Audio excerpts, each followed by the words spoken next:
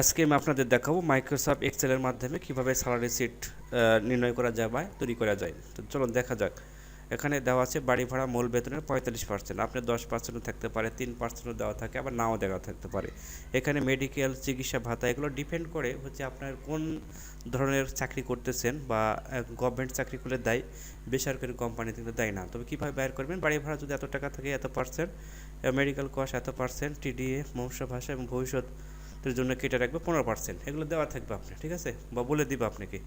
তো এটা হচ্ছে বেসিক স্যালারি, মানে মূল বেতন। এই মূল বেতনের সাথে এত পার্সেন্ট, এত পার্সেন্ট, এত পার্সেন্ট, এগুলো পার্সেন্টেজ বের করতে হবে, টোটাল এইট হবে। একটা বের করলে আপনারা বুঝতে পারবেন কীভাবে বের করতে হয়। আর এটা বেসিক স্যালারি আপনার থাকবে, একটা স্কেল থাকে এত থেকে এত, এটা বেসিক, মানে এটা মূল বেতনের সাথে এত, এগুলো আরও অতিরিক্ত দিবে আপনাকে। আর এগুলো পদবি, আর এগুলো আপনার নাম, ঠিক আছে। বিভিন্ন চাকরিজীবীদের নাম থাকবে এখানে, তাদের পদবি থাকবে, আর এগুলো আপনাদের লিখে নিতে হবে। তো দেখুন, এখন হাউস রেন্ট, বাসা ভাড়া যেটা আছে, এটা বাড়ি ভাড়া হাউস রেন্ট বলা হয়। তো এটা কীভাবে বের করব আপনাদের এখন দেখাবো। দেখুন, আচ্ছা, সবগুলো মিশিয়ে দিলাম আপনাদের বোঝার সুবিধার জন্য, আমি এগুলো মিশিয়ে দিলাম। আমি এই দুটো বের করলে আপনারা বুঝতে পারবেন। তো দেখুন, এখানে সমান চিহ্ন দিলাম, দিয়ে যে বেসিক স্যালারিতে ক্লিক দিতে হবে, দিয়ে স্টার চিহ্ন দিতে হবে, দিয়ে বাড়ি ভাড়া কত পার্সেন্ট আমি বের করবো, হাউস রেন্ট, এই যে 45%। তো এখানে 45 লিখে জাস্ট 45% দিয়ে দিবেন, ধরো ইন্টার দিবেন, এই যে উত্তর হয়ে গেছে। এই যে এখানে ধরে জাস্ট আপনারা জানেনই, বটনে না হবেন তাহলে হয়ে যাবে। আবার দেখেন পরে মেডিকেল কস্টটাও 10% রয়েছে, এই যে দেখেন এখানে মেডিকেল চিকিৎসা ভাতা, এটা হচ্ছে 10% রয়েছে।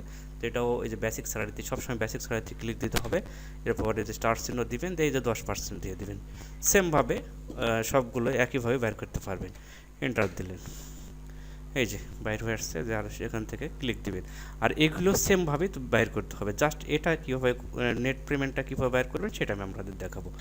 দেখুন, এখানে আপনি সমান চিহ্ন দিবেন, সমান চিহ্ন দেওয়ার পর জাস্ট আপনার এবার করতে হবে বেসিক স্যালারি থেকে সবগুলো যোগ করতে হবে, লাস্টে একটা মাইনাস, এই যোগ দিলাম, প্লাস চিহ্ন দিবেন, কিবোর্ড থেকে প্লাস চিহ্ন দিতেছি আমি, দিয়ে দিলেন।